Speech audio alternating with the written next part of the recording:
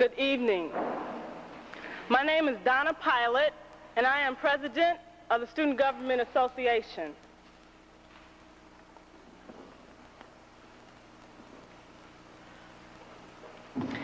I'd like to welcome everyone for coming out tonight, and in spending some time with Dr. Yosef ben-Jochannan, I asked him this afternoon, well, what would you like me to say about you when I give my introduction? And he replied, oh, you don't have to say anything. So I like to say, one thing I like to say is that this summer, a friend of mine had a tape of Dr. Yosef ben-Jochannan, and he played it for me. And it literally brought tears to my eyes because so much truth was in that one tape. And at that point, I decided that the first lecturer this year would be him.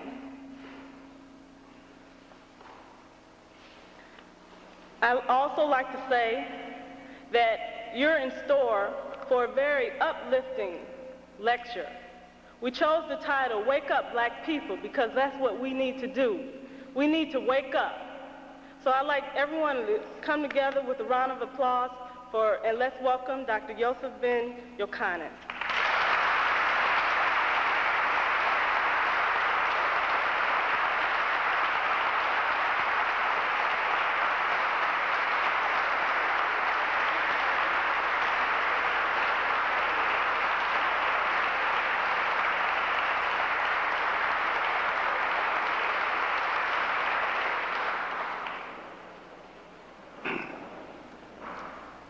I would like to first express my appreciation for your invitation. It took me 50 years to get to Tuskegee. 50 years ago, at age 16, I applied for entrance to Tuskegee.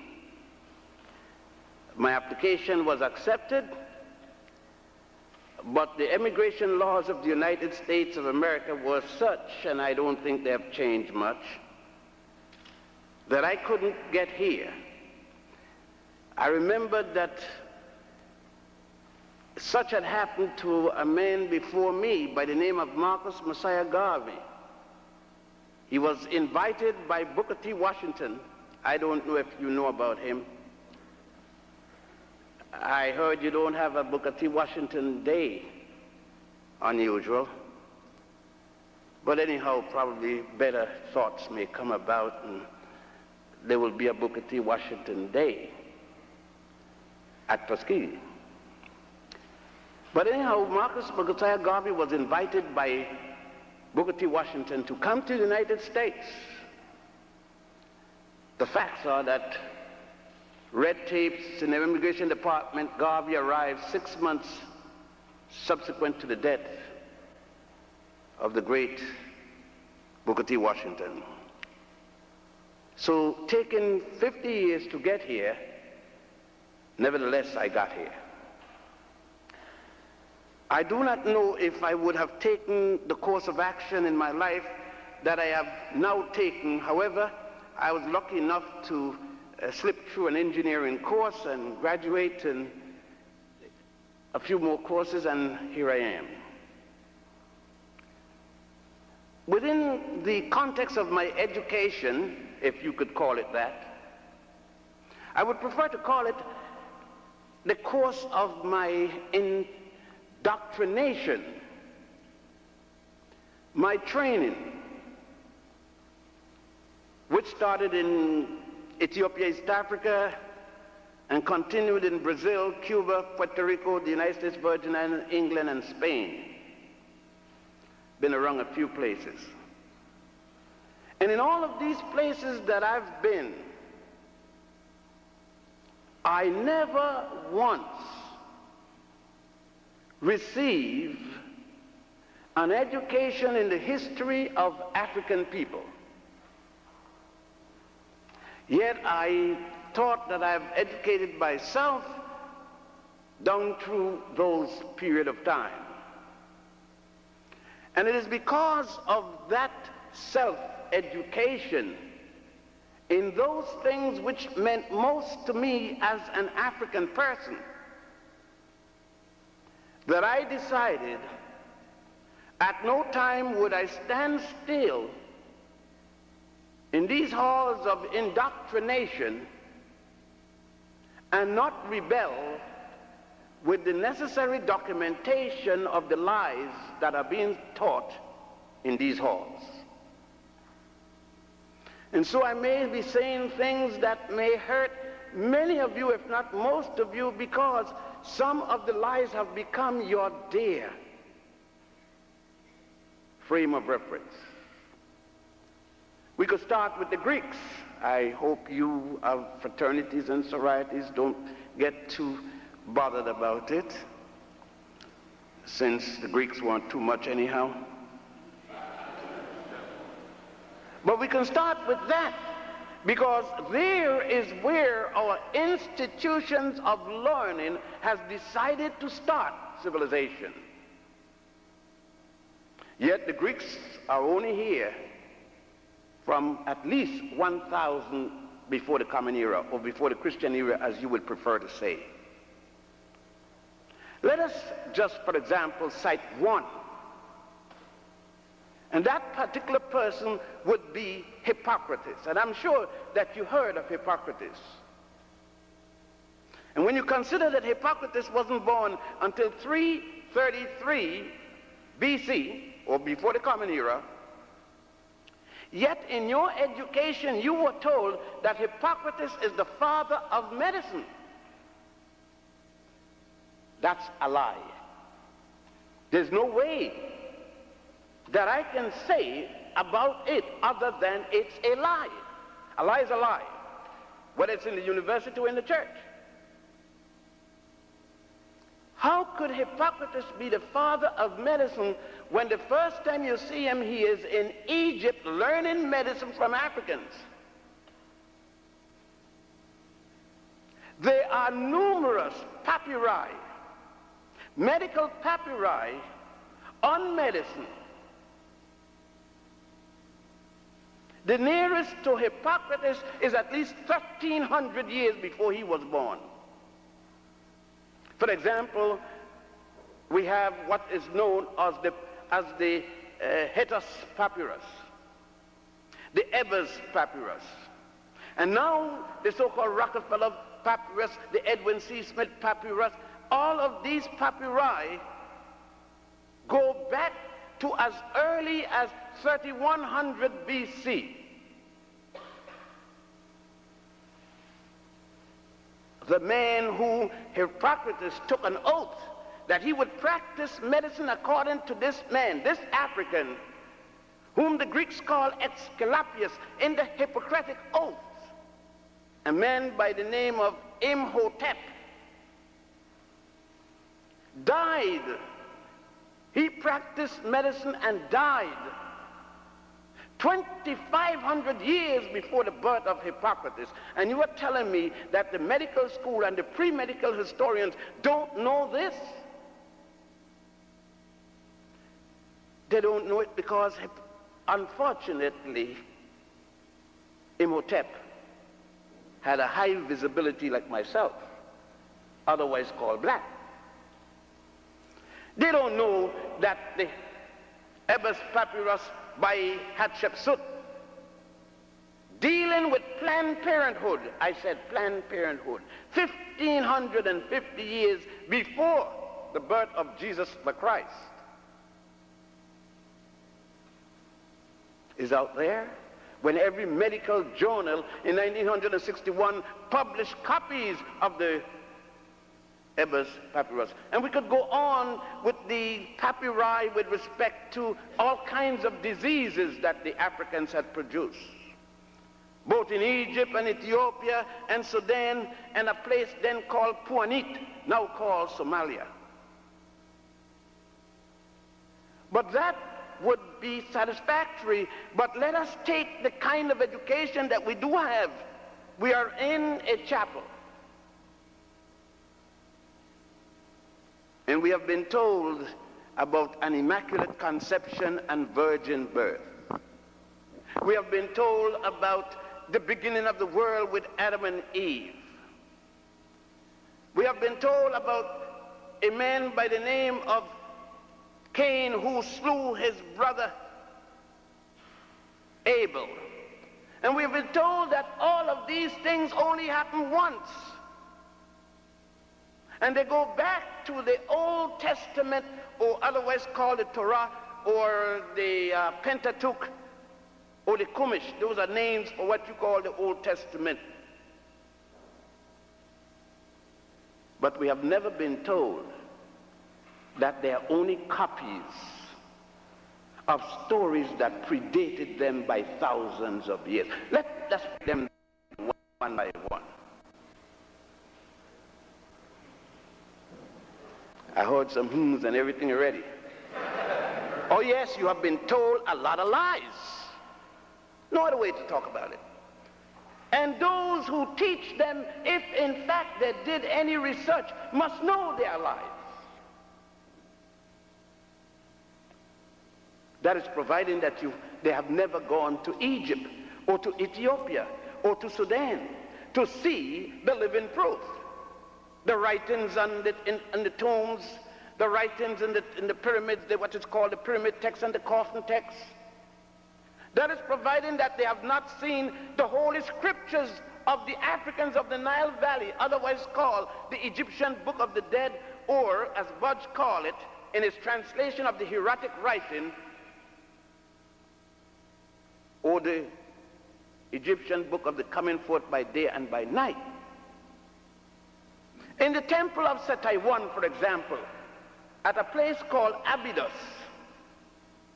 not only is there the writings of an immaculate conception 4,000 years before the story of Mary, but it is there in picture form. Are we to say that the theologians of Judaism, Christianity, and Islam have never once taken a trip to Egypt, from whence these things were taken?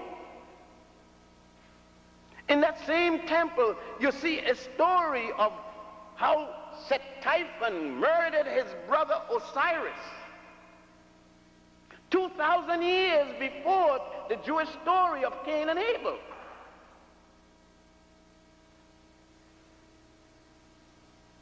And we are told that an African from Egypt by the name of Moses, born in the city of Goshen, that's still Egypt. Egypt is in Africa, by the way, the last time I saw it in January.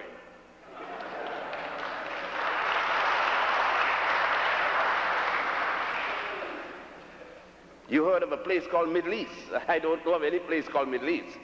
That's political jingoism. But we can find that there was no Moses on Mount Horeb in the Sinai to receive any 10 commandments that had not been given before or written before in Egypt, because you could go in the book of the Coming Forth by Day and by Night, the Book of the Dead, and see in what is called the Osirian drama, not only those 10, but 32 more, a total of 42, which you can also go in the temple of Ramesses VI, in the Valley of the Kings, across what is today called Luxor. And in that tomb, you would see the 42 listed commandments, or otherwise negative confession, 2,000 years before the birth of Moses. But they told you that Moses was taught. He was an Egyptian, taught in school in Egypt, and became a priest in the system. Could you have been born in the United States of America, went to kindergarten, then elementary school, junior high school, and never heard of the United States Constitution? It was equally impossible for Moses to have born in Egypt, go to school in Egypt, study an Egyptian system, worship God Amun-Ra, and never once heard of the 42 negative confession, which have in it, thou shalt not kill. I have not killed man nor woman. I have not made like thy bushel. I have not. Moses himself is charged with murder. His brother Aaron is charged with theft. 40 years before they reached Mount Sinai, then somebody had a law against theft and against murder before he reached Mount Sinai. Where did they get it? But you weren't taught anything about this. All of this information have been suppressed at a place called the Council of Jamia and the Council of Nicene in 325 AD, when Constantine, the Roman emperor, conquered North Africa, took over the role of the Christian church, which started in Alexandria with Pantheus and Boethius, not in Rome. But this too you have not been taught. You have not been taught that the three people who died first in the name of Jesus the Christ were three African women: Felicita, Nymphano, and Perpetua. Yet you know everything. You're born again. You know it all. You can't be blamed for it.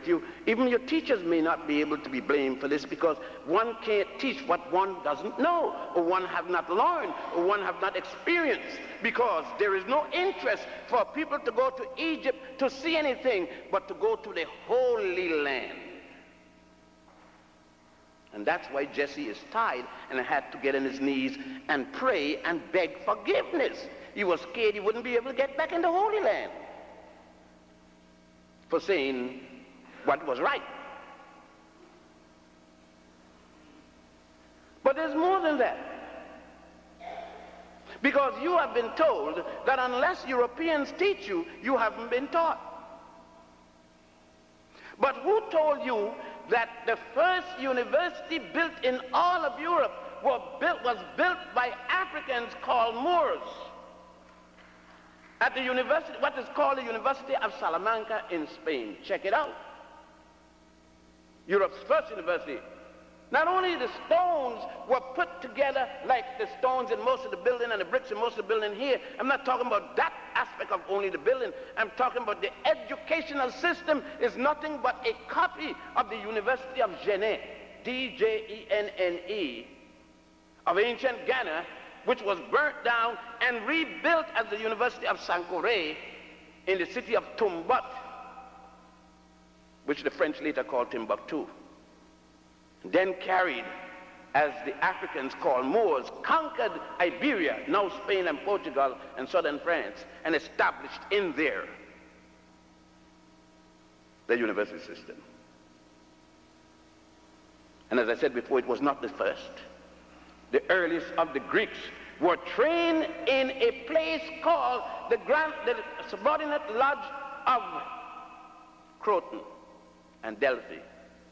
Subordinate lodges of the Grand Lodge in a place called Waset, which the Greeks later changed to Thebes or Thebes. The current Arabs changed it to Luxor. But did you get that in Greek philosophy? Did you get it in Greek history or European history? None whatsoever. And how did you get Hannibal Barca and his father Hasdrubal Barca and his brother and his father, rather, Hamilcar, his brother Hasdrubal? How did you receive it in the educational system? How did the textbook show it? It showed it as they were not Africans. What they said is some Phoenicians came from Phoenicia, and Carthage, which they later called Carthage, was in fact a Phoenician country. 80 people came from Phoenicia with a woman named Elisa, which Virgil called Dido or Dido in his little play about it. And those 80 changed all the Africans into Phoenicians. And thus we are taught that the Africans of Carthagena were in fact Caucasians. It's all right when they taught me in school in Puerto Rico, I didn't know any difference. I was born in Ethiopia, grew up in Puerto Rico and the Virgin Islands and Cuba and Brazil. So when they were teaching me that at the University of Puerto Rico, I knew no difference, and so it went down all right. But I accidentally went to Morocco, accidentally, and find that what I had been taught in school was nothing but a pack of lies. Because I then went into the temple, I then went into the museum and found that it was totally different. But then I went on to Italy, in the Medici Museum, the Museum of Alessandro de' Medici, only to find that Alessandro was an African born in Italy. And no one had told me up to then that there were Roman emperors from Africa, such as Honorius and Septimus Severus and his son Caracalla. No one had taken time to explain to me anything about the Greeks coming to Egypt and to Nubia and to Ethiopia, depending on who they were, to receive their earliest education, those who had not gone to a little colony, a little enclave in what was then called Lebus, now called Libya, to receive their first glimpse into education taught by Africans.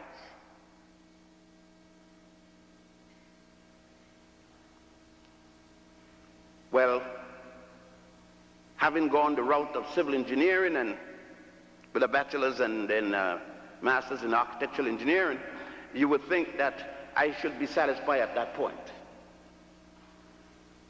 But I couldn't be satisfied because the fire had burnt. You see, I was the admirer of two particular people at that time. One called Booker T. Washington and one called Marcus Garvey. In the reverse, Garvey first and then Washington. Garvey because in my household, Garvey was the word next to the deity. And the relationship between Garvey and Booker T had become so close that I too followed the teachings and philosophical concept of the late Honorable Booker T. Washington. But within that philosophy was something else both men always taught: the integrity of the individual. And the integrity of the individual refused, in my case, to accept lies, such as Benny Goodman is the king of swing, and Duke Ellington must have been the emperor of swing. Chick Webb, having taught Gene Krupa, I was told that Gene Krupa is the best on the drum, but he went to Chick Webb to get to be the best on the drum. I don't know if you know Chick Webb, you know Ella Fitzgerald. Chick taught her. I just throw that in to show you that the lie doesn't stop in ancient time. It continues up to today as truth. And so in my further examination, I was dealing with 3.14. All of you here in engineering knows what it's supposed to symbolize. They say it's pi. And I was taught that it came from the Greeks. And you know, I believed it. What else could I do? The teacher told me. And then when I went to Ethiopia and to Egypt and to Nubia, in the ancient records of the ancient Africans of the Nile Valley Africans, there was pi being used 2,000 years before there was such a place as Greece. The first writer of Greece that brought Greece into civilization, because they said the demarcation between uncivilized and civilized have to do with the time when you start writing history, they call it, prehistoric and historic. And Homer is the Greek first writer. And Homer said that even the concept of God. Zeus and Apollo came from Ethiopia. So when you get in the Greek fraternities and sororities, just remember what Homer said. You must have dealt with the Iliad and the Odyssey by now. But again, I understand. You see, you have been taught by Alex Haley and others that your history started in the slave trade. But they don't even tell you how the slave trade started. They blame you for enslaving yourself. They say your ancestors sold you out. Nice statement. So I asked the guy, what country, what was the name of the king? Oh, don't worry about that, they sold you out. As if I don't know that the slave trade started with the Pope of the Roman Catholic Church by the name of Martin V and Reverend Bartolomeo de las Casas on the island of Hispaniola, now called Haiti and Santo Domingo. You see, nobody told you it's time to get sorry, to feel bad when some Haitians were being slaughtered on the coast of Florida. That's what it is. If you send a people back to sea on the condition where they were, that's genocide. But you see, you didn't feel anything because you weren't taught to realize that the Haitians are your brothers and sisters, because you don't know that the first Africans to be brought in slavery was not taken from Africa, but from Spain and carried to Haiti, then called Hispaniola, in 1506, under the aegis of the Pope of the Roman Church and Bartolomeo de las Casas. But how did you get in Spain? That was 1506. But you went into Spain, which was then called Iberia, Spain and Portugal and southern France, as conquerors yourself in 711, under the leadership of Tariq, for whom the Rock of Gibraltar is now named Gibraltariq. Nothing in your education, because there's nothing in your textbooks about any of this. So you'll have to go to Spain. Luckily, at the University of Barcelona, where I attended for 2 years, there are these documents, and I had never known anything about them. I hadn't known that the Africans called Moors had ruled Spain from 711 until 1485. The last of them losing power at a place called Granada. I was always wondering, why is it that 90% of all the songs coming out of Spain was singing to La Morena, the black woman? So how come in this country 90% of all the songs, the records, the tapes, everything is La Morena this and La Morena that? It is when I went there I found out La Morena raised hell in Spain. She's still raising hell in Montgomery, Alabama, and in Tuskegee, Alabama, and in Tuskegee Institute. I could look around and see her.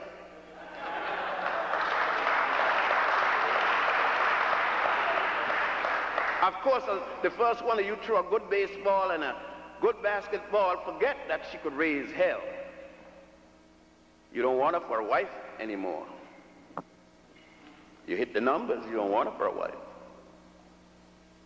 Some of you forget you look like your mama. Sorry, fellows. Try one, it may be good for your health. But we must go back and ask ourselves, why is this so? And I said to the students today at the high school, even the paper you write on shows your heritage and your history. It was in Egypt, Ethiopia and Sudan, that the first papyrus paper was created, not rice paper in China. Just as it was in Egypt that engineering, Sesostris II, you are engineers, many of you, Sesostris II changed the flow of the Nile. That S-turn you see there was placed there by African engineers in 2250 BC. There was no Jesus yet, no Adam and Eve story yet, because that came out of the Sanhedrin in 700 BC, just yesterday, when the African engineers was changing the flow of the Nile. Hydrographic engineering, there was no Adam, no Eve yet, no Jehovah, because Abraham, the first Jew that brought out the concept of a Jehovah, wasn't even born. The Africans had already worshipped Ptah, P-T-A-H, Amin-Ra. You still say Amin at the end of each prayer, and they told you it means so be it. That's a lie. Amin was the god of the north. When Scorpio, the pharaoh, headed the north and Egypt was divided into two groups, it had gone into a civil war. And Mena, or Nama, was the king of the south, and his god was Ra. The conquest of Mena over Scorpion allowed Mena to join God Amin with God Ra and call Amin Ra, thousands of years before there was a Jehovah, Jesus, or Allah. Muhammad ibn Abdullah wasn't born until 570 of the Christian era. Pontius and Boetius, that started Christianity, wasn't born until 50 AD. According to the story. And Abraham, who started the concept of a God named Jehovah and Adam and Eve's story, wasn't born until 1760 BC. The Africans of Egypt and Ethiopia and Nubia were already in their 13th dynastic period. No different than the lie they told us that the Jews built the pyramids. Which one? The little one in their bathtub?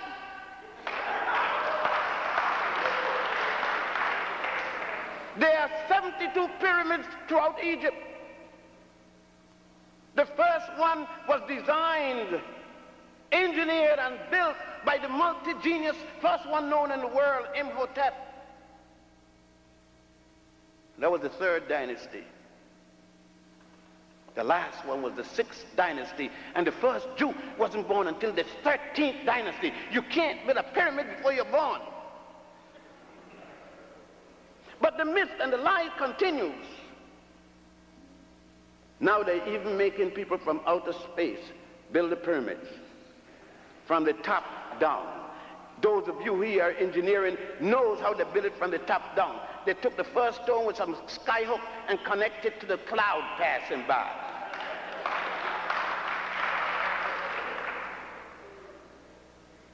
I'm not supposed to speak about these things.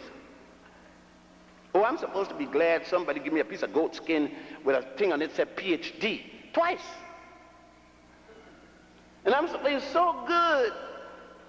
I got one of the goat skin, PhD, all in Latin. Feel good, ain't it? Different person. My mother isn't my mother anymore. My father isn't my father anymore. Black folks are not related to me anymore. I'm Greek, Dutch, Japanese, whatever else. I am Rainbow Coalition now. I don't talk to my cousin anymore. They can't sit at my table at the college anymore because I'm Abba Dabba Labba Labba fraternity.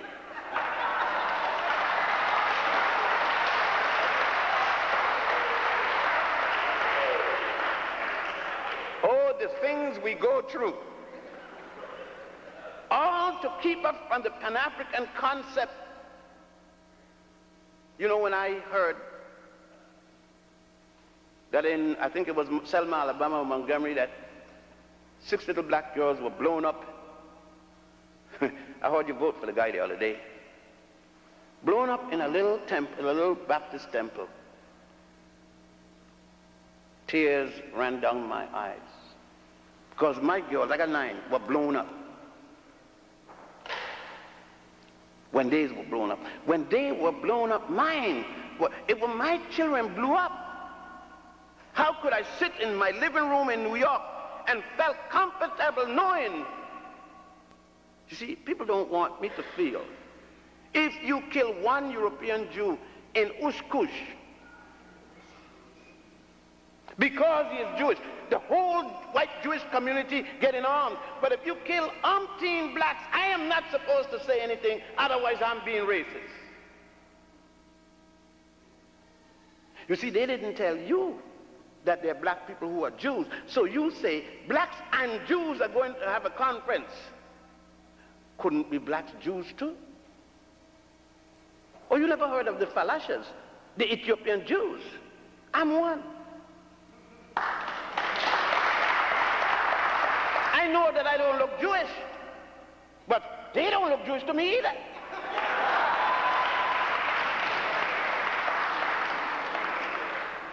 But this, you see, is rough stuff. Because I'm dealing with things that you are not supposed to hear or deal with. Tomorrow there's going to be a question and answer period, and all who don't agree with it could ask their question and make their comment. They shouldn't wait till tomorrow when I'm gone and sneakily run and tell you, I knew better. They are called the Falashas, but you didn't hear anyone saying anything in America when the Italian fascists were exterminating the Falashas. Nobody said anything. And it was the forerunner to what Hitler was to come and do next. But there was no rallying cry about my people.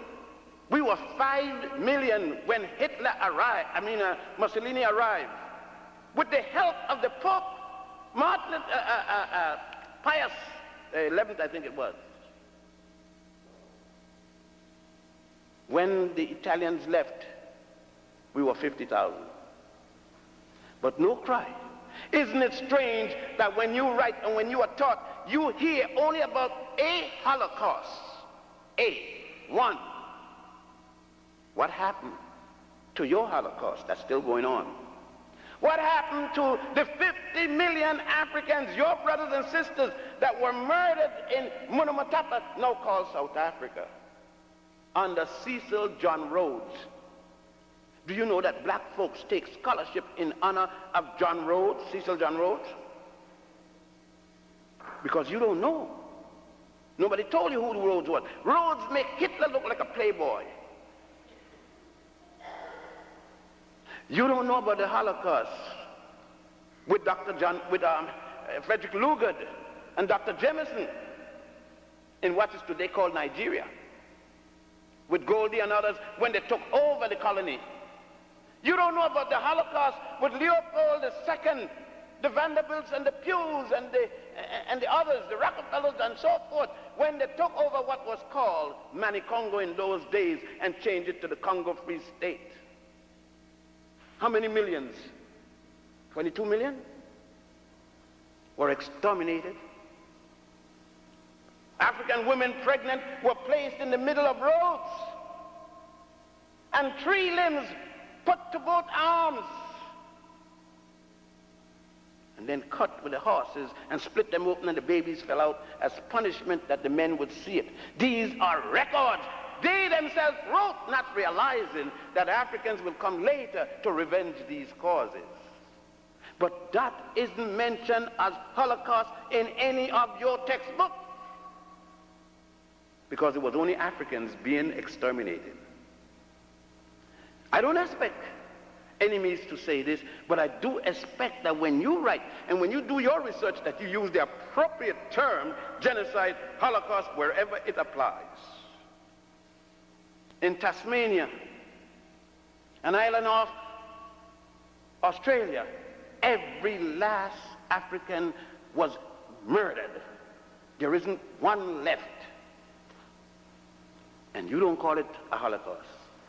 And you don't cry about it. You don't get up any day complaining. Nobody comes to you and asks you, but you cry for everybody else's Holocaust. Because you weren't taught that these people had anything at all to do with you. You forget that the slave boat did not come from Africa to America. It came from Africa to the Caribbean, from the Caribbean to America. The first boat that brought Africans here were not from Africa, but from Barbados.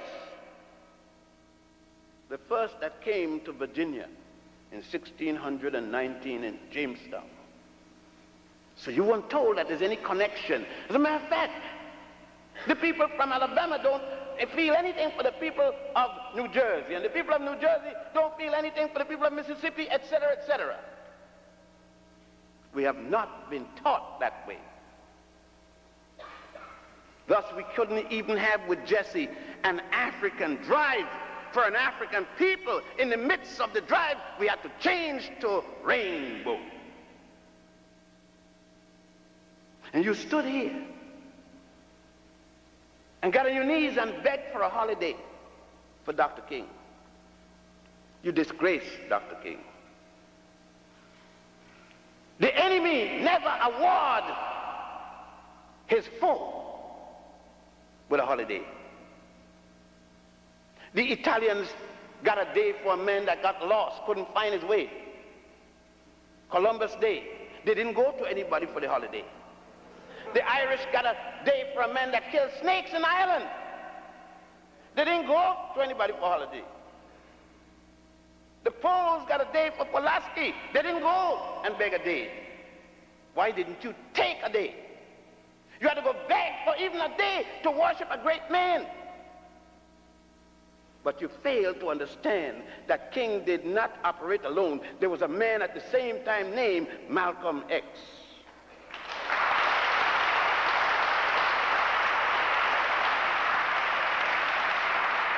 And somebody told you that Malcolm X preached violence. How the hell you think you got here? By nonviolence? How you think you got lynched? And how you think King died? By a bullet like Malcolm X. Malcolm left a woman named Betty with 6 daughters, 2 in her stomach when he died. They've never seen their daddy. King left a woman with 3 children too. What is it about one struggling for you that isn't about the other struggling for you? You'd let people decide for you who fights for you. What made Malcolm less a fighter for you than King? They both died fighting in the best way they knew for their people. None worse or none better than the other. But worst of all, you have not one day cried for Rosa Parks. And that sister started all. Just give them black sisters a chance. They will show us brothers the way.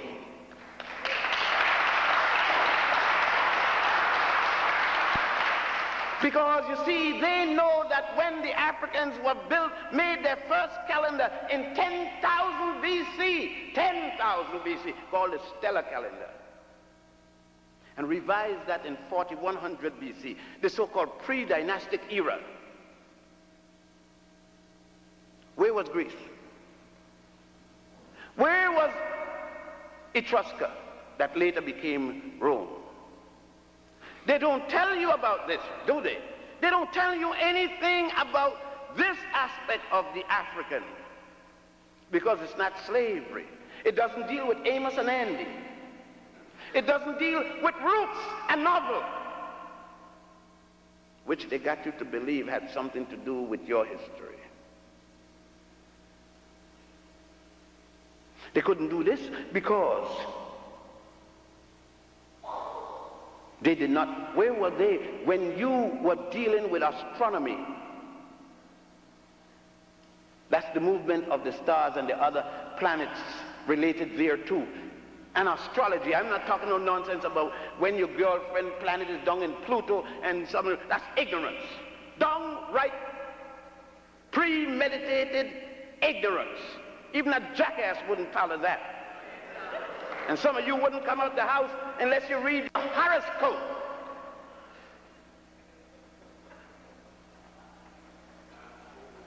And you get courses in it in universities now. How to be a jackass.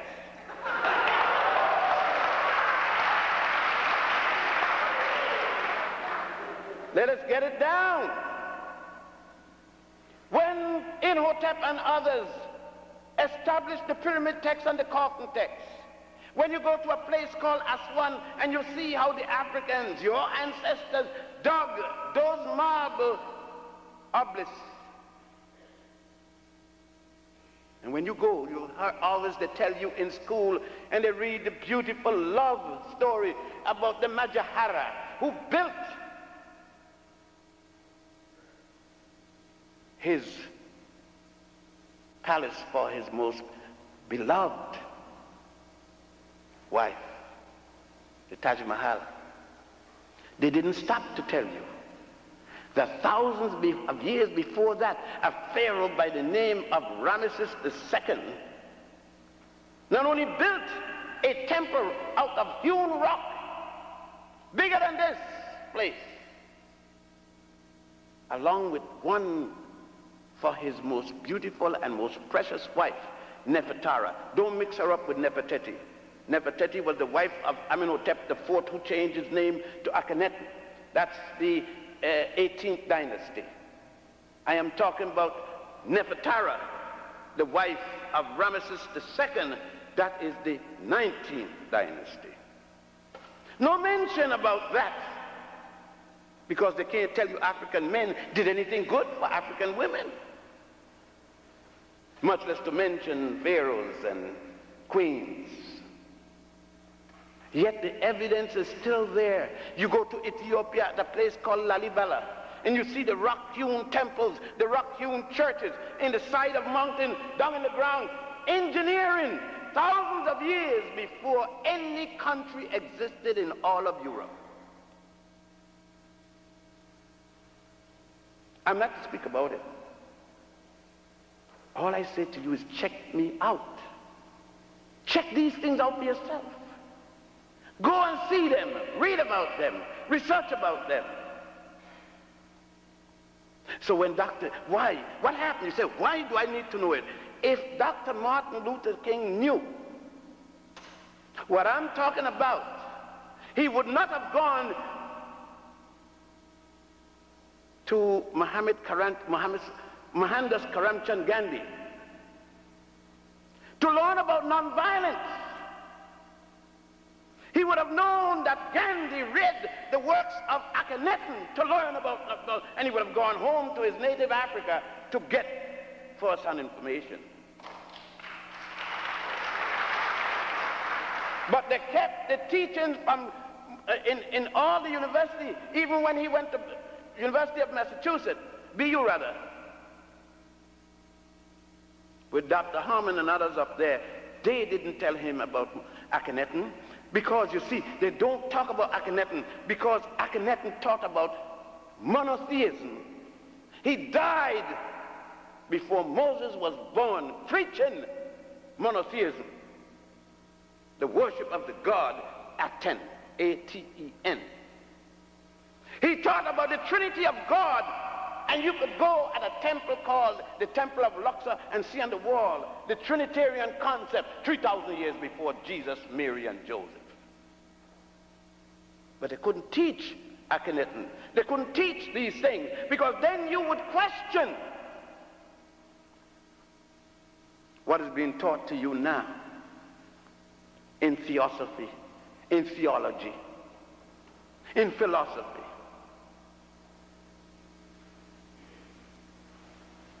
But the point is that I'm going to be the bad fellow when this is over. And you're going to be told that he is the Antichrist. But the funny thing is, I don't have 3 names with 6 letters each. So I can't qualify for the Antichrist. They already specify how the Antichrist would come. And I look too much like Jesus to be the Antichrist.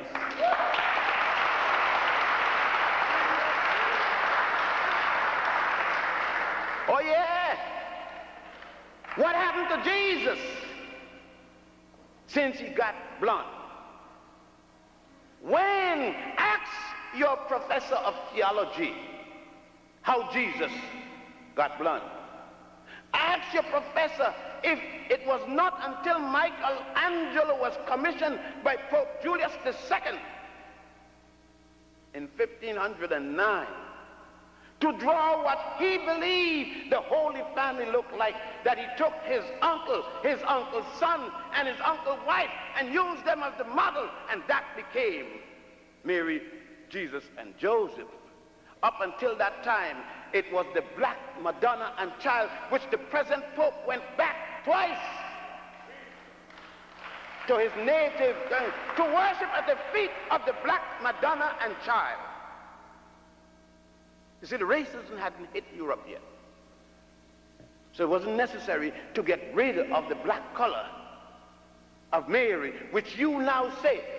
When you don't want to say Jesus was black, you say he had no color.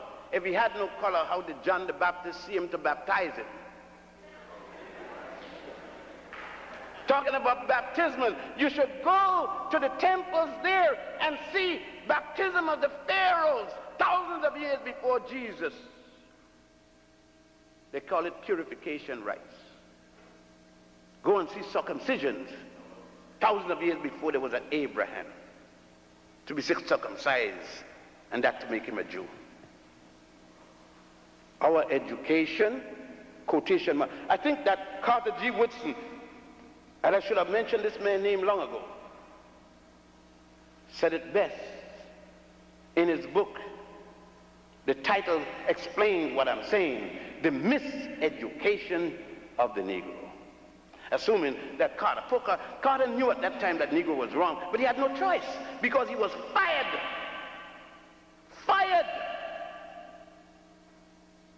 from Howard University by a man named Mordecai Kaplan, who was the president of the school at the time, for attempting to introduce a course in African history in a black school. Sad, isn't it? But how we can be messed up, and we mess up others because we messed up. But we can't admit it because we can't be wrong. We have to always have a theory and tell the student it's a fact for all things.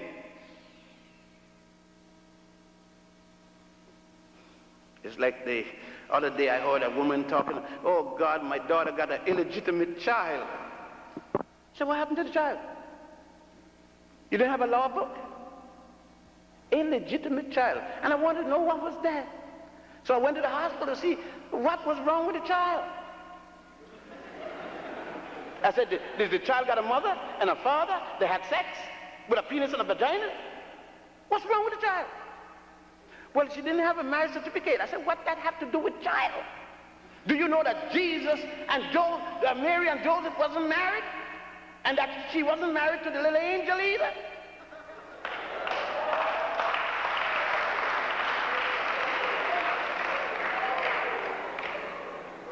But you go around calling each other bastard and illegitimate. How you know you belong to your daddy? You're gambling with your mama. But you go around and then say, oh, I'm a good Christian lady, I'm a good Jewish lady, I'm a good Muslim lady, but you condemn a child for having a daddy and without a paper from City Hall. In those days, tell me, with your Adam and Eve story, the God didn't say, go to City Hall, get a paper, get married, then go out and multiply. God says in the book of Genesis, after he made a man and a woman, it's only the second time he's going to create one and make the other. He says, go out and get it now. Go out and multiply.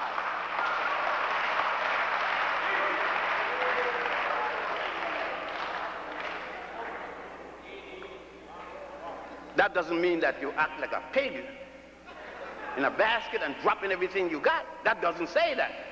But it doesn't also say that if God give a woman a vagina and a man a penis, why do you think God gave them that? To use it.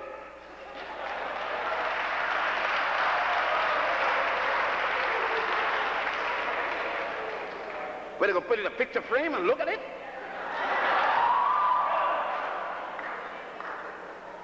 But this is the kind of distortion that you have been given by the same man who asks you to give him 10% of your salary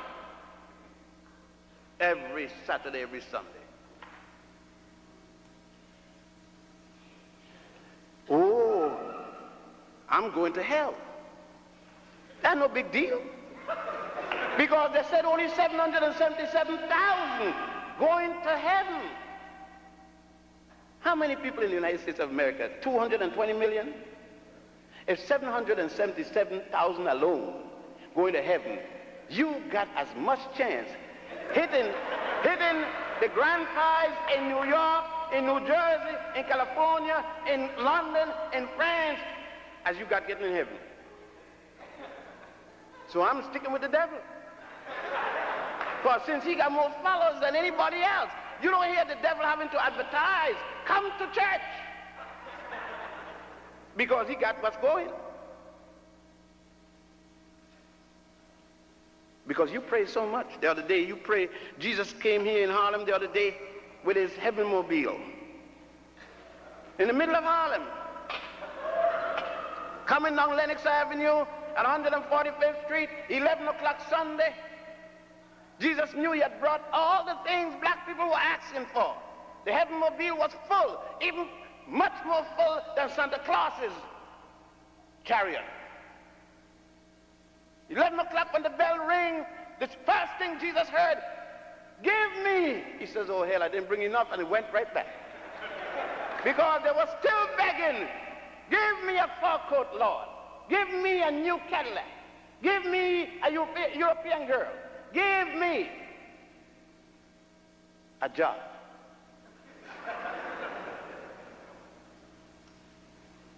The same people forget that the same book said, I will help those who help themselves.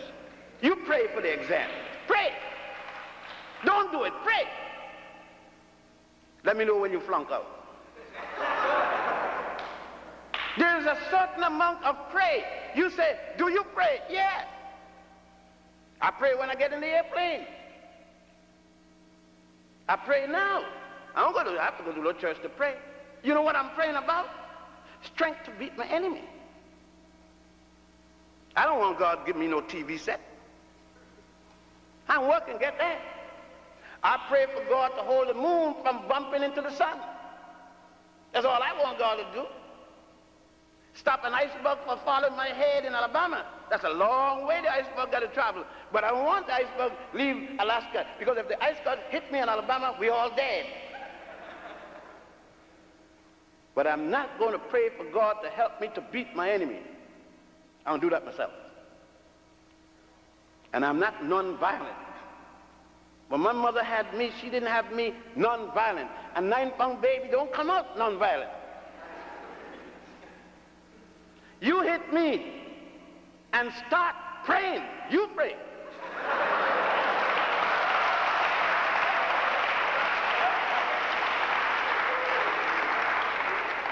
Because it's not natural.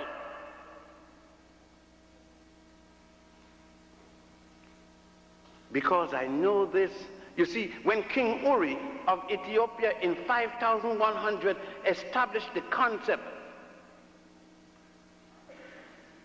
of nonviolence, he didn't say at any cost. When Akhenaten brought his cousin Semenkari and sit him on the throne of Egypt as co-regent in the 18th dynasty so that he could pay attention to nonviolence, he didn't say at any cost. Not at the destruction of his people.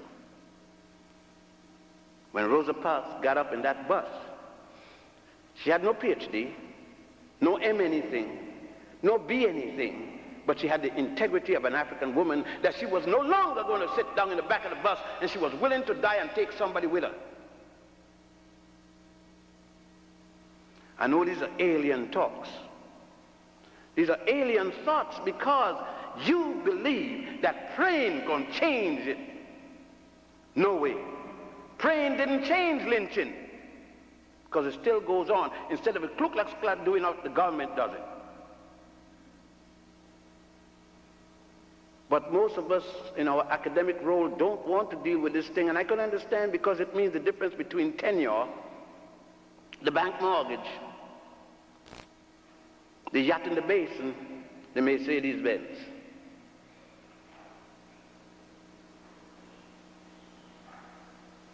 And winding down for the question and answer period, and I hope to be a very jolly one. I'm not going anywhere till tomorrow.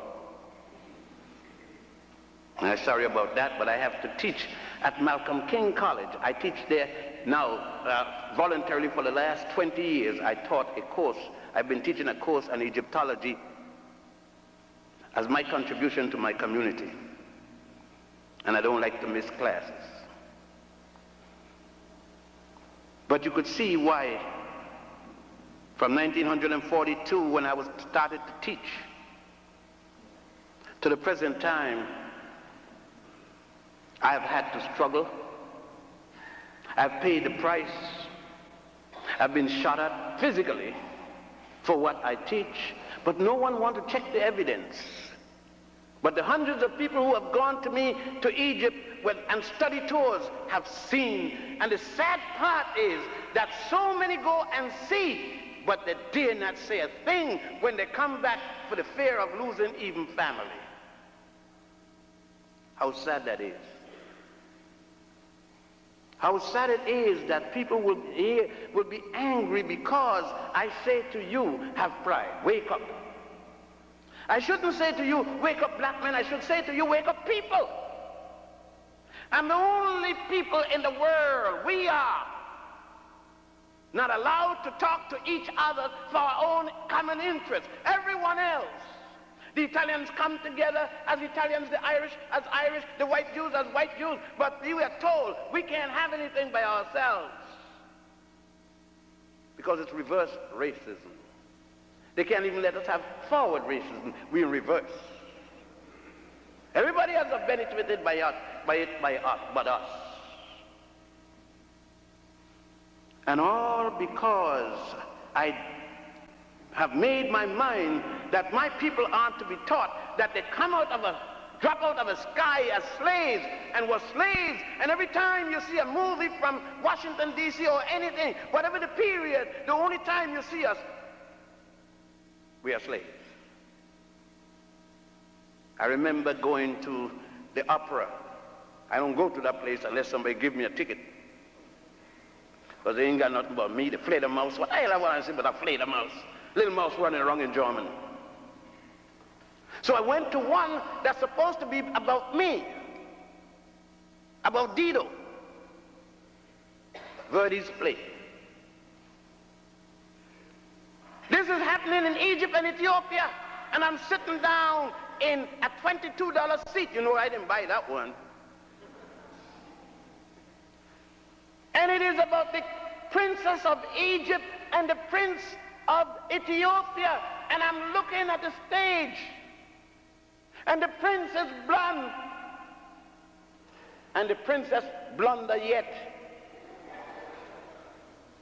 And I'm saying, like simple for Langston Hughes, you know, I'm dummy. When will the Ethiopian and the Egyptian come? And the person who gave me the tape, there they are. I said, there.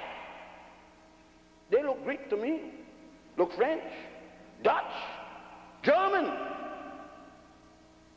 And the brother said, you prejudiced? I said, yeah. Behind that I am. You mean to tell me that that's a blonde Ethiopian? And that's a blonde Egyptian? But you see, you would have been satisfied. You would call it art for art's sake. Not me. It was no damn good. Because Ethiopians don't look like that. And I wasn't going to sit down there and lie to myself that that had any value. When you had Martina Arroyo, you had Leontine Price, You had all kinds of people they could have put in that place. But the Metropolitan Opera House wasn't ready yet for Leontine Price, no Martino Arujo or anybody else.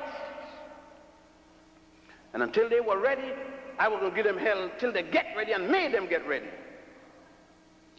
Because I'm not going to sit down any time behind, and now I don't need it to do anymore. I retired from teaching in colleges, and I wasn't doing it then. I wasn't sitting quiet then. And I'm not going to sit quiet now when I don't have to worry anyhow. Didn't worry then.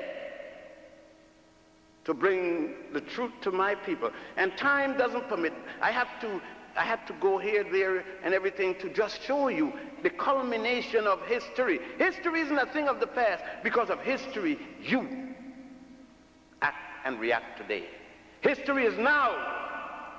What happened yesterday make you act today and will make you act tomorrow. What happened to Booker T. Washington made what you are doing possible. The interaction of the people with whom Booker T. dealt with. And so it will be unbecoming you not to go forward and further the attributes of Booker T. and Dr. Carver and others. You can't fail.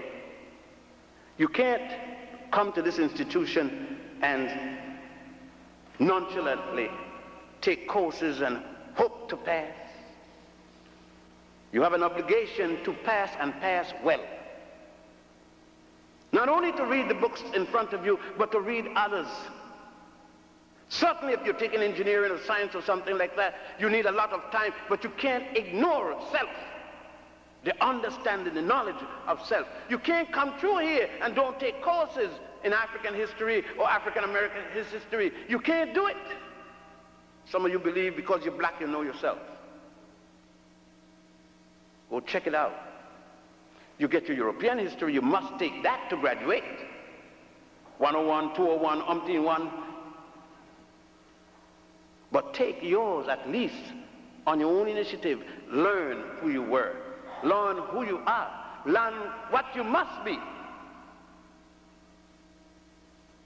And I say, I walked with my head in the clouds because I have no fear. I have no embarrassment of my enslavement because you see, the shackles have been off my body, my leg, my feet, and I've removed it from the last place, my mind.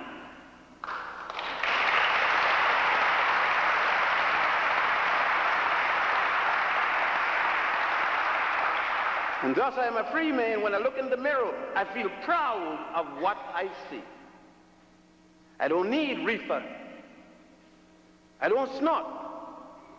I don't stick nothing in my arms because I'm already high. High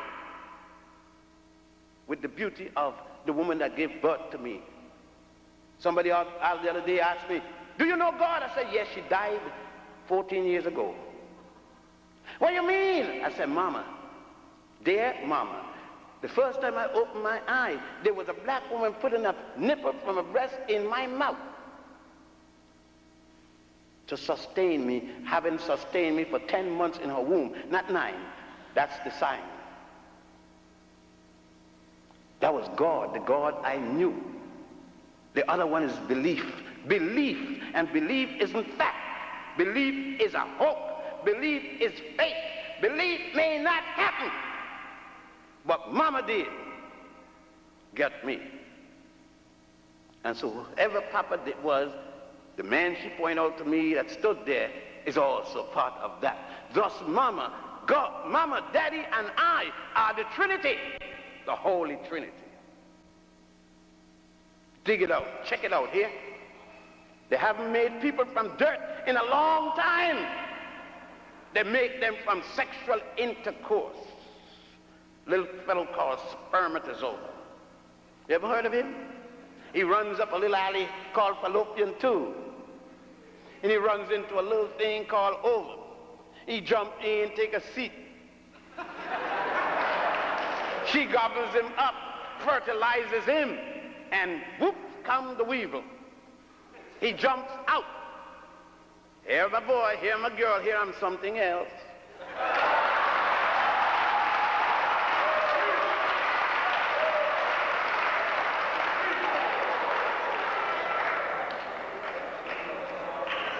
But nevertheless, you could see they're not going to invite me back to Tuskegee. But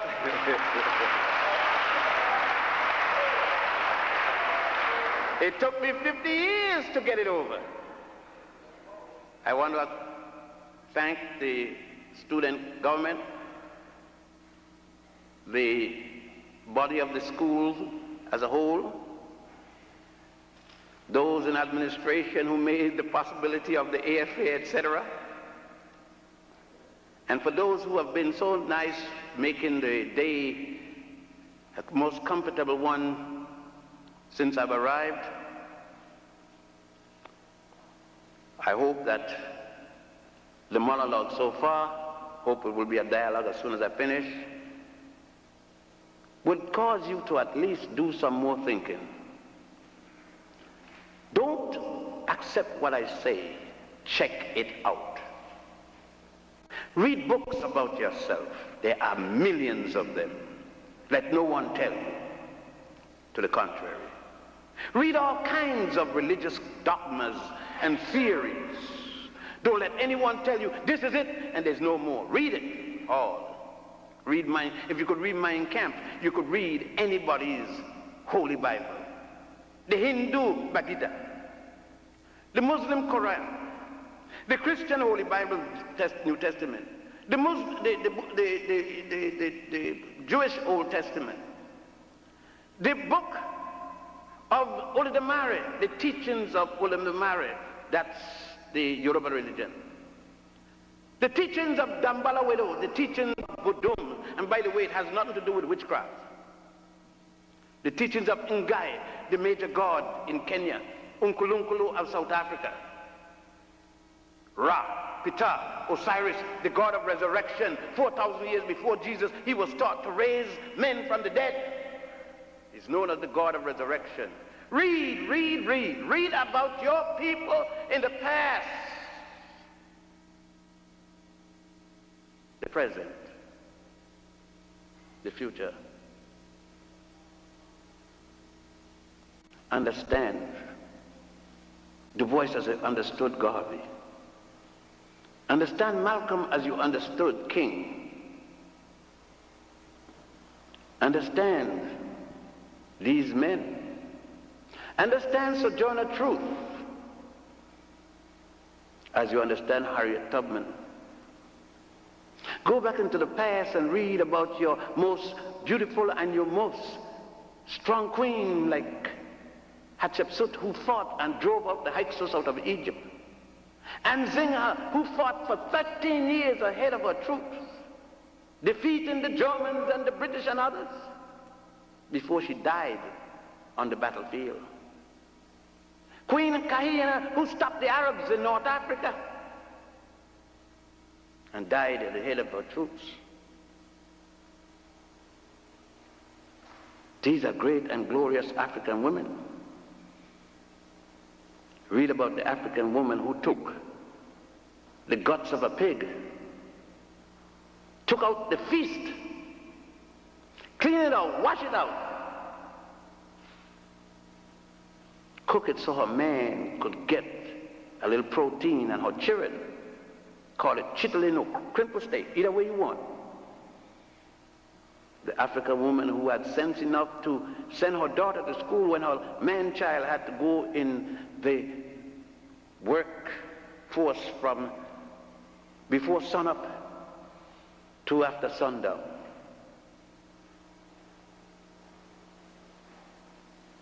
Show me how you treat your woman, and I show you the condition of your race. Thank you.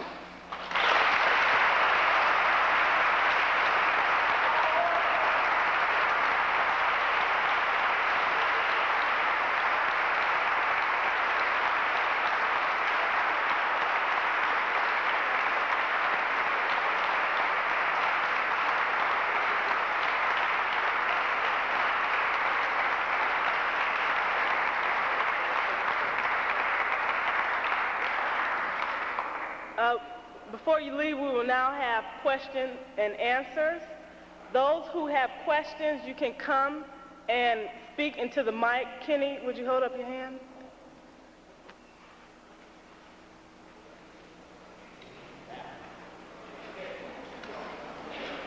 As we're preparing for our question and answer session, let's give Dr. Ben another hand.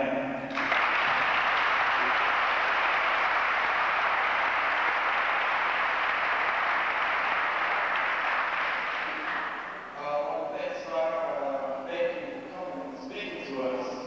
To hear such a positive message and point us in the right direction. My question is, did our ancestors use the swastika before Hitler? And if so, what did it represent and how was it used? What Hitler called the swastika was originally called the Gramadon, Gramadon. You will see Gramadons at the bottom sole of Buddha in Buddhist temples.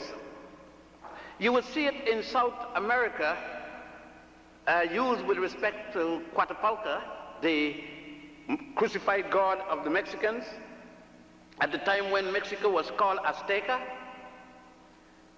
You would also see it all over Egypt, Ethiopia, and Sudan. It goes back to about 1400 BC in the Nile Valley, and it was used as a symbol of peace. What Hitler did was to adopt it. The Germans under Kaiser Wilhelm and Otto von Bismarck captured what was then Togo. At a time when the other European powers and Great Britain, with the help of the United States, was conquering all of Africa, from 1830, when France invaded Ceuta, to 1884, when they took almost all of the lands on the coast and gave Congo to Leopold II.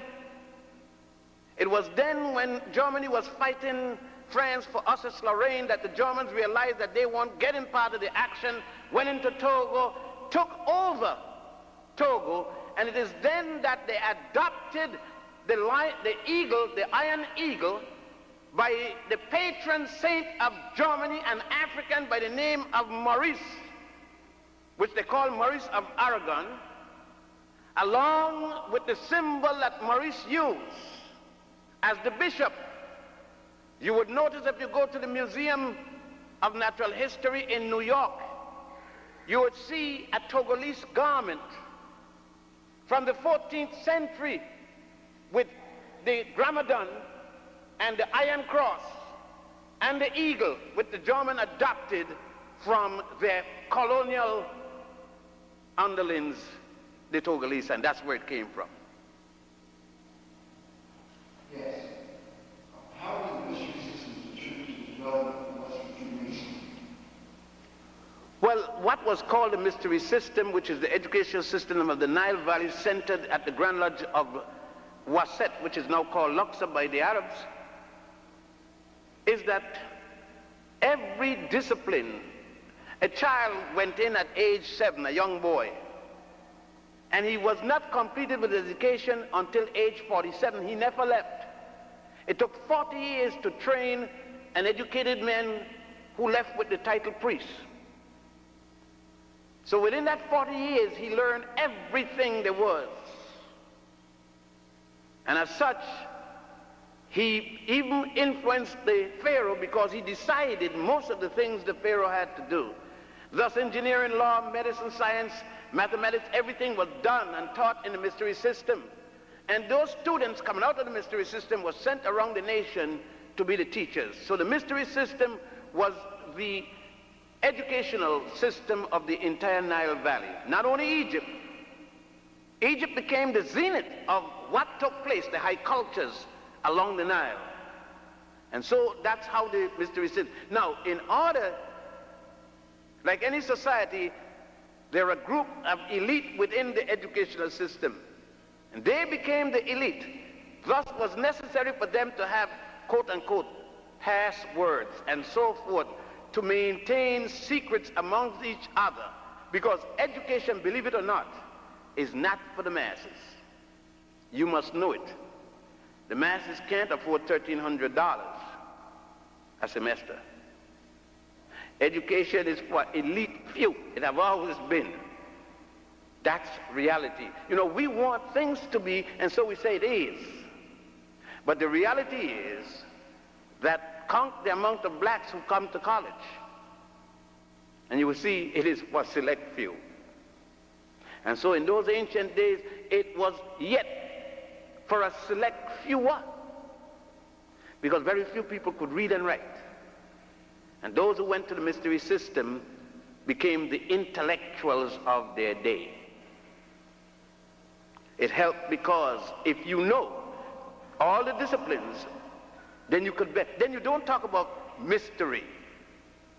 For example, my oldest girl is a physician, and when she was taking her exam in surgery, I was invited to come in the theater and look down from the gallery to see her perform.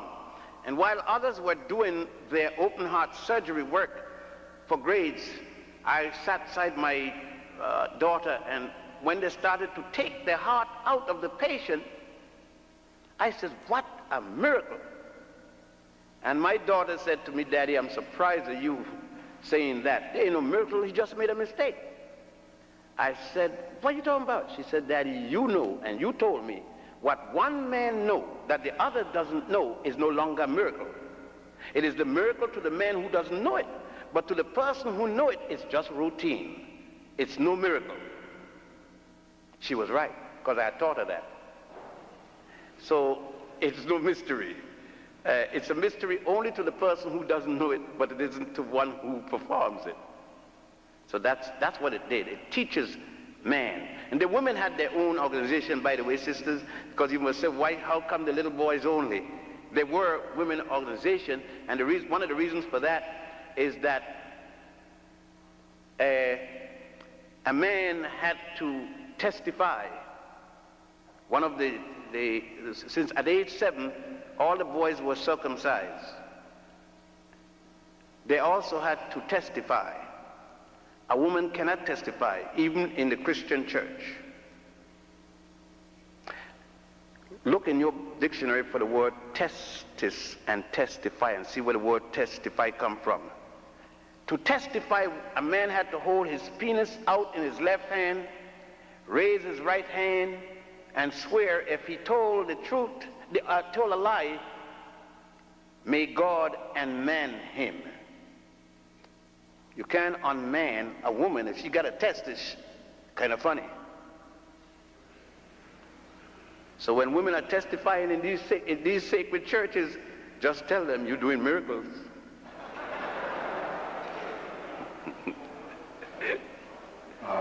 Yes, sir. Yes. On self-education, and speaking to college students, I acknowledge you to say, although you the first main objective of telling college students on how to relate self-education to university training and education today.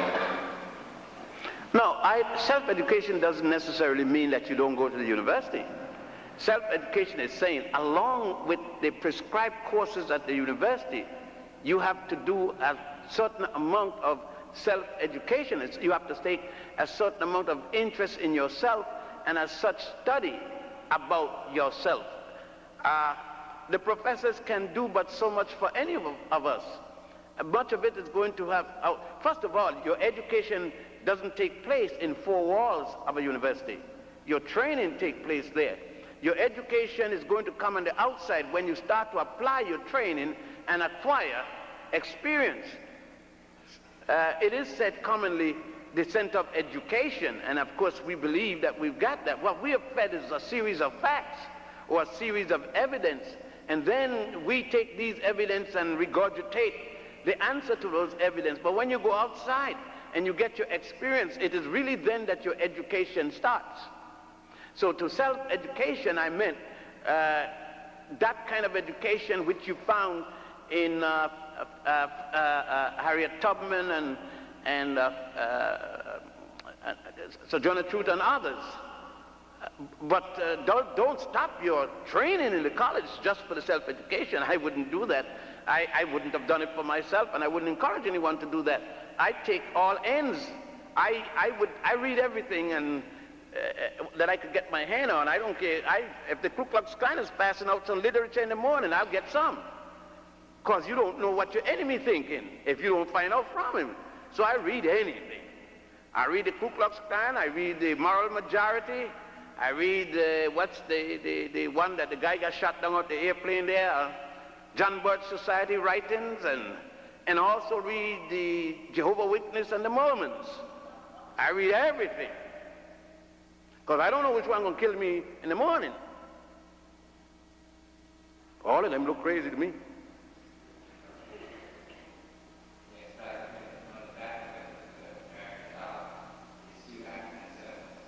The what? The Ankh and the what? Oh, the dollar? Oh, the green side of the American dollar with the pyramids and the sun bus and the eye of Horus.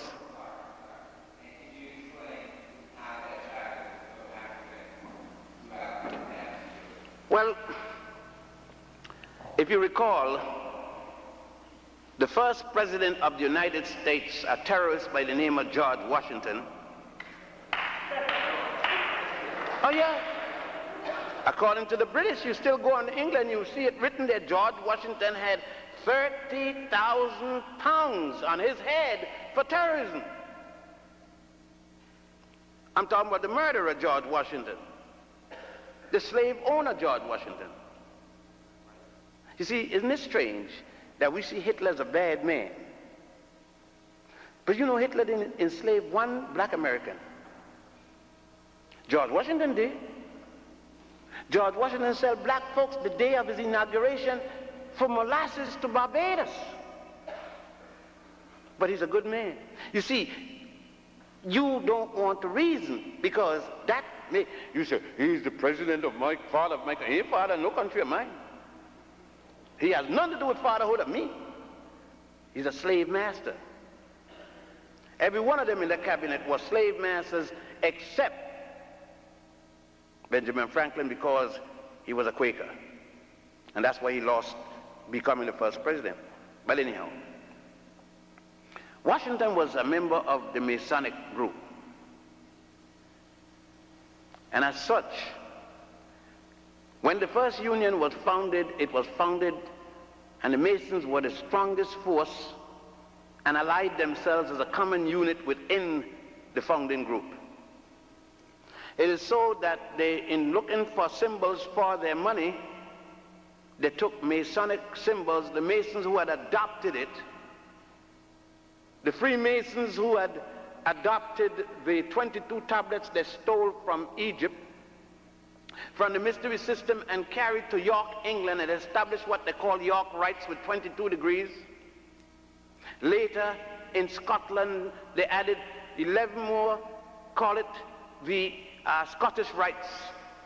And the 11 degrees they call the Effable Rites, which put Christianity into Freemasonry where it has no business. And it is so that they decided to use those symbols, the pyramids or house of fire, the word in Greek means house of fire, the sunburst which symbolized the power and strength of God Ra, and the eye which symbolizes the Ujet, U-D-J-E-T, which is known as the ever-seen eye of Horus. That's the combination there. They did not stop there because in the Supreme Court, the so-called Department of Justice, they then adopted from the scene of justice with Goddess Ma'at. Goddess Ma'at is shown with a crown on her head and a feather of truth. And there is the heart symbolically of Annie the scribe. And in the other part of the scale is a feather, and his heart is symbolically weighed against the feather of truth. And there, Kepra is recording. Anubis is there ready to swat him if his heart isn't correct. That was adopted with a woman with the blind with the same sword. But you notice one thing about that. There was no intent to have justice. The scale isn't balanced. One part of the scale is up and the other is down. There was never intent. The artist did what was right, because you don't have a democracy. It said a republic. And you see, we don't read too well. There's nothing in the Constitution anywhere said democracy. It says a republic. One will rule and the other will be ruled. We could go and see other symbols adopted by the United States from your ancestry. And you say, well, how come they do all that and adopt all that from me and then enslave me? Easy. A thing called gunpowder and the cannon. In other words, I'm telling you, might is right. If the judge gives you 30 days in jail, would you go to jail voluntarily, just walk and go to jail? The only reason you go to jail is a man called a bailiff and another one called a marshal. And the marshal got a gun on his side, and there are umpteen marshals there with guns on their side. And the policemen in the hall waiting with guns on their side. So you decide, I'm going to jail. But take away those guns and you tell the judge to go to hell and walk right out. Might is the thing that makes you go to jail, not right. And there's no such thing as justice when you're broke. If you were broke and you had a case, you're found guilty, you can't appeal when you're broke. Your lawyers can't buy the minutes of the trial when you're broke. So you can't get justice. When last did they hang or electrocute a rich man? Son.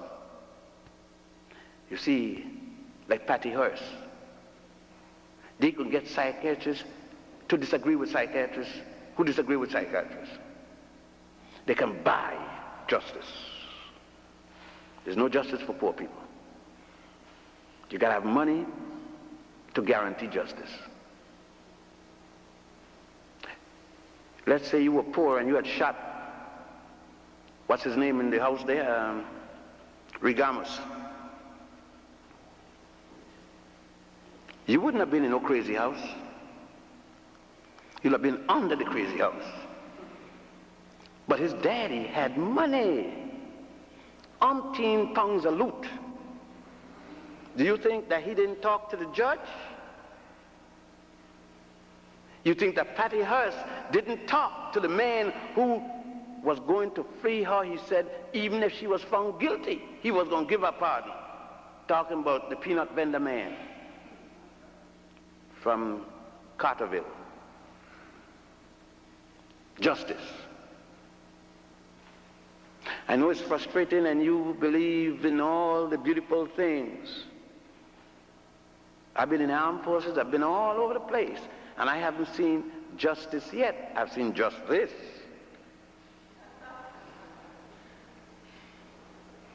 Yes. Yes, what is the difference between a Mason that has been initiated, passed, raised, and a Mason to be called clandestine? And the what side? Clandestine. Clandestine Mason. Clandestine? Clandestine, too. The jackass who said that the other one is clandestine is just as clandestine as the other one. You see what happened? What happened is that one man always believed that he got the right way. The fact is that either Mason is a clandestine, because the Mason in America got his garbage from England, and the English stole 22 tablets from Egypt and established what they call York rights. Who gave it to them? The Scots, I said before, added to that and called the Ethiopia rights. 11 were the Scottish rights. So when one man called another man a clandestine, what does he mean about it? He got his the same way the other one got it, by crookery. A thief can't call another one a thief with no sense of dignity. Unfortunately, is that we take the leftover from everybody and think we got something. How could you talk about a secret society marching in the middle of the street with top hat? You're not secret if you march in the middle of the street. Contradictions. How are you going to build a building with top hat? People are masons with a trowel and with mortar. But again, you see, Europeans do it, so it's got to be right. So we get into it too. How could you talk about the Grand Lodge of Luxor and then at the same time say that it comes from Solomon? If the Grand Lodge is in Luxor, Solomon ain't got nothing to do with it. Solomon is only 991 and 971 BC. The Grand Lodge of Karnak, the Grand Lodge of Saqqara, more than 3,000 years before the birth of Solomon. King Solomon has nothing to do with Freemasonry. Nothing, absolutely. It is a distortion of the works of the Africans along the Nile that early Hebrews did by putting Solomon into it. I suggest that they go to the Grand Lodge of Luxor, which the ruins are still there in a place called Luxor, and see for themselves the symbols, see for themselves the kind of aprons and the kind of vestment that the ancient Africans used in the mystery system. See for themselves the grand architect that they were talking about. See for themselves when Amenhotep redesigned the Grand Lodge and used the opium as the means of paying for this. There was no England, no Scotland, no Wales in existence in 4100 BC, when the first Grand Lodge was built at a place called Saqqara. S-A-K-H-A-R-A, which is now spelled also S-A-Q-Q-A-R-A. Imhotep designed the first temple. The man who was the multi-genius more than 2,000 years before Michelangelo gained that term. Go and take a copy of the Egyptian Book of the Dead and the Papyrus of Ani and look at the Masonic symbols in there and see if anybody today using that. And then see if they had any British top hat, white shirt, black tie, and cut away. As a matter of fact, that type of dress didn't exist yet. That's strictly European. In spite of the Charter House in England, the Charter House in France, and the Charter House in Italy. Nobody called themselves ancient, free and accepted, or ancient. How you going to call yourself ancient if you're back there? They didn't use the word ancient. So those who call themselves free and accepted, those who call themselves ancient, free and accepted, they're still imposters, both of them. Because no one over there carried them through. No one over there carried them naked. No one over there raised them from a dead level to a perpendicular. No one over there put a toe line and a cow toe on them. It was stolen, and it says that a man could not be raised from a dead level to a perpendicular unless he was raised in the Grand Lodge. So they're all imposters. You can't raise somebody in Alabama. You got to go to Egypt.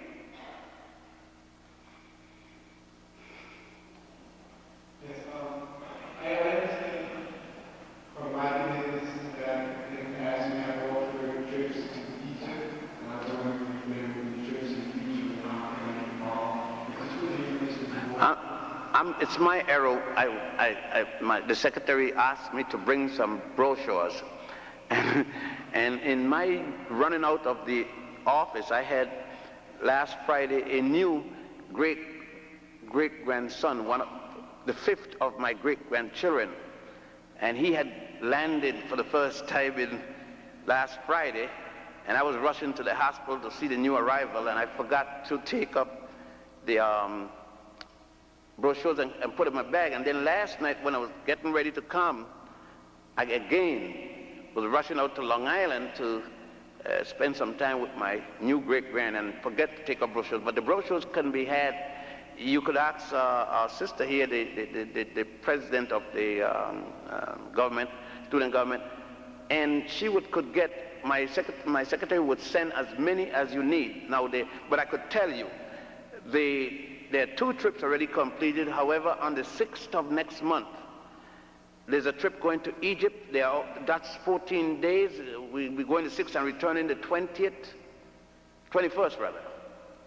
There is another trip, but it's going to 3 countries. We're leaving on the 3rd of November and returning on the that's 19 days, the 22nd. That's going to Ethiopia, Sudan, and Egypt. And then there's a trip on the 23rd of December which goes to Egypt, Sudan, and Ethiopia and return in the 2nd week of January. There is a trip in July. It's already booked. You see, they got trips that comes in different ones at different times. And that's coming in the month of July. I can't remember, but the brochure for that is out. How these trips go, they're educational trips, you know, they're not just tourism. You have to listen to the 1-hour lectures on Egyptology wherever you see, but they're extremely cheap because they're educational thing, and they can be discounted if you're taking off your income tax. And some people come and get credit because they do independent study if they're not in the field of history or so forth. But it's only $14.50 or $15.50 for 2 weeks. You sleep in Class A hotels like the Hilton or the Hyatts. You get 2 meals per day each day, and some days 3. All fees, tips and everything to enter any of the temples or tombs, etc., are paid, including the tips. All transportation locally, because you have to fly in the Egypt airplane, are already in that fee. All travels by bus, because we travel bus, are included in the fee. The trip across the Nile River to the West Bank by the launch is paid for in that already. The flying down to Abu Simbel and so forth is included in that fee.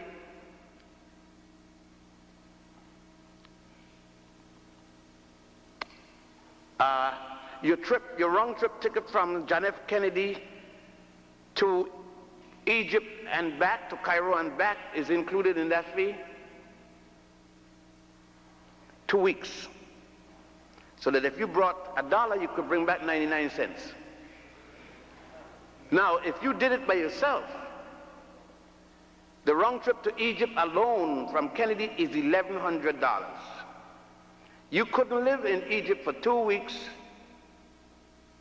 eat every day, live in the best hotels, go to all the temples, etc., and more for $350. No way. But because we do it as educational tour from a foundation, we're able to do it for a little better than what a round trip would have cost you by airplane. And we don't use charter flights. We use regular airlines such as TWA or Olympus Airline, British Airline, KLM, Aliyah, which is the Royal Jordania Airline, Air Morocco, which is the Moroccan airline, Pakistani airline, which is called PIA, and so forth.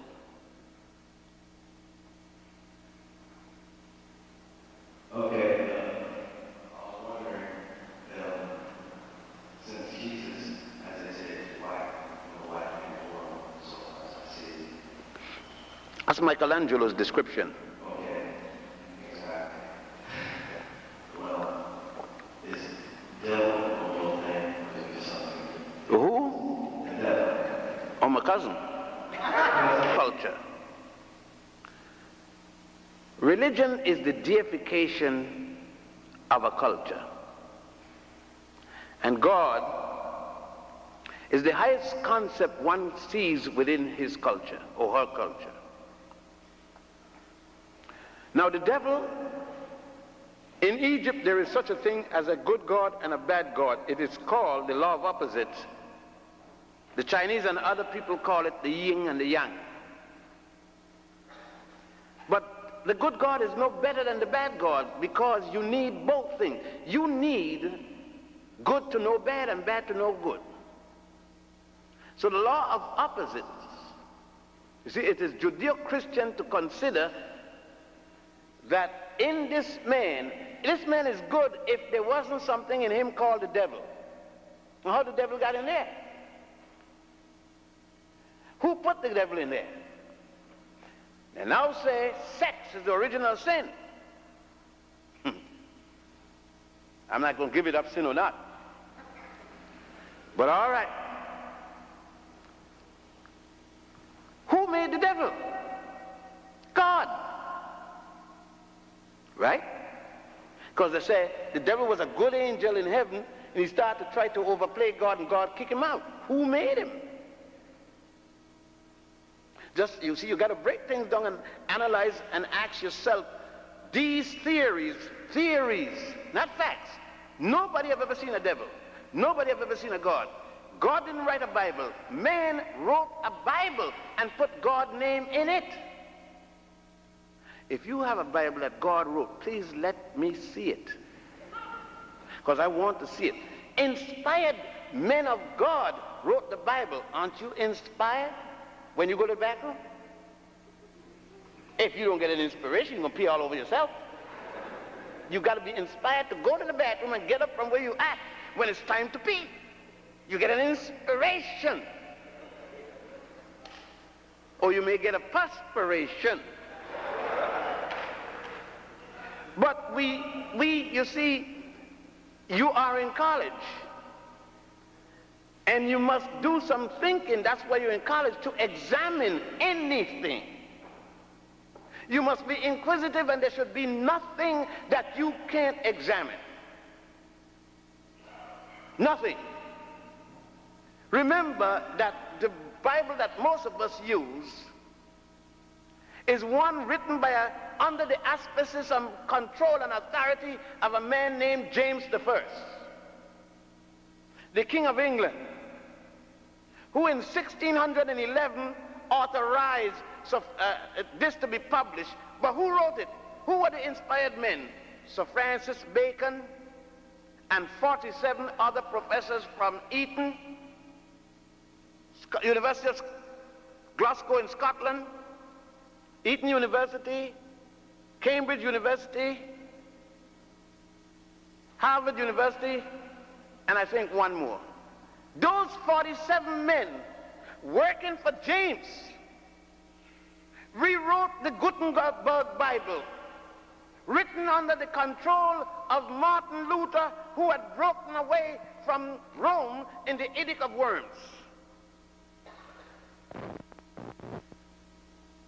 The Gutenberg Bible was a copy of the Reims-Douay version that the Dycote don't walk in any kind of rain at all. Because the one that got the rabbit died, got a version. The other one got the real thing. So when you see the word, your Bible marked version, you ain't got the real thing. And they all mark version.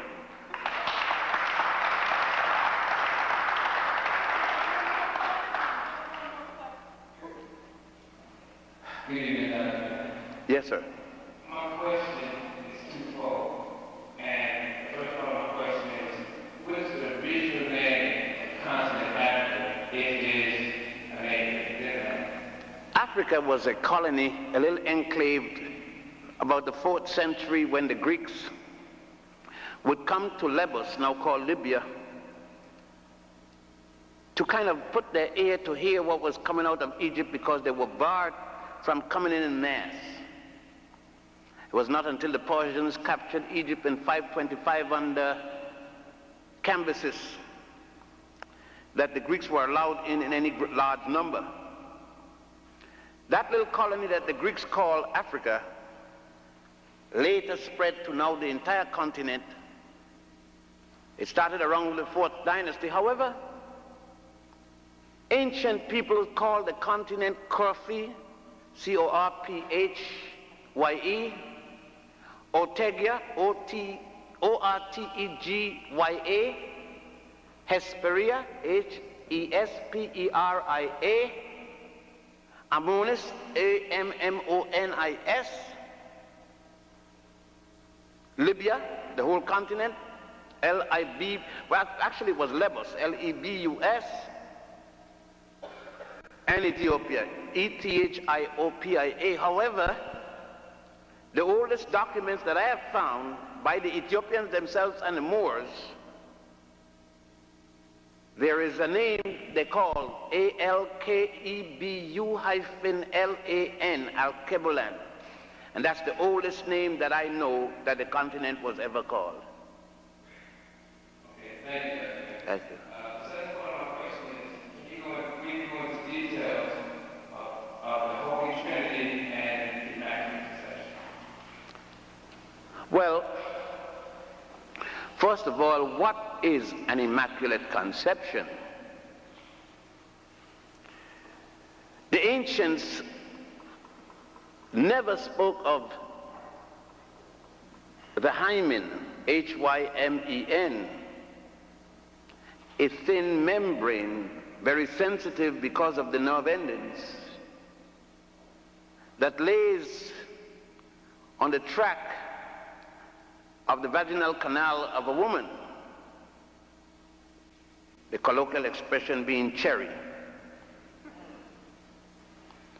When they spoke of virgin, it coming from the Greek word virgo, meant original. It didn't mean virginity. Thus, when they spoke of a virgin woman, it didn't necessarily mean a woman who had no sexual intercourse with a man. That is the interpretation which the 219 bishops at the Nicene Conference of Bishops put into their concept, their distortion of Immaculate Conception. The ancient Egyptians said that a woman was immaculately conceived when she became pregnant at any one time without confusion as to who she is pregnant for. That means that she isn't running with two men at the same time in the 1 month from one period to the next, and she become pregnant, then she immaculately conceived, honestly, sincerely, without fraud with the man. But he must be in the same condition as her. That pregnancy is an immaculate conception. It is the distortion of that. Origin, O-R-E-G-I-N, one of the bishops at the Conference of Nicaea, an African bishop, in 325 of the Christian era, AD, was the one that put forward the concept that Mary, Goddess Mary, be so canonized as Goddess Aset, which the Greeks call Isis. Listen to the prayer that the Roman Catholics still have. Holy Mary, Mother of God, blessed are the fruit of thy womb, Jesus. Listen to this. Holy and hail, Isis, mother of all and of God. Horus, true, perfect, and clean be thy womb. Do you see where the Mary thing come from? That's why I said they have to suppress the evidence of what happened at the Nicene Conference, because Mary was worshipped before Jesus was worshipped. They demoted Mary to worship her son. Don't forget that Jesus had an older brother by the name of James the Lesser, who became the bishop of Caliandros. And your Bible said Jesus and his brothers and sisters.